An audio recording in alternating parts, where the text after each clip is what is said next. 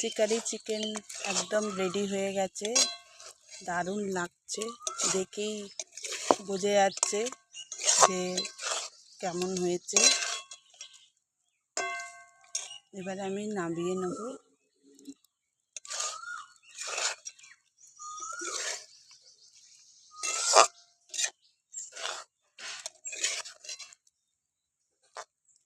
সত্যি আমি প্রথমবার এত কম মশলা দিয়ে বানাচ্ছি।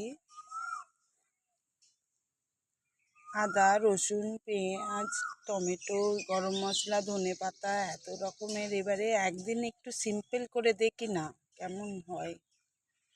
তো দেখে বোঝাই যাচ্ছে কতটা সুন্দর রং হয়েছে, টেস্ট সেরকমই হবে। আপনারাও একবার ট্রাই করুন।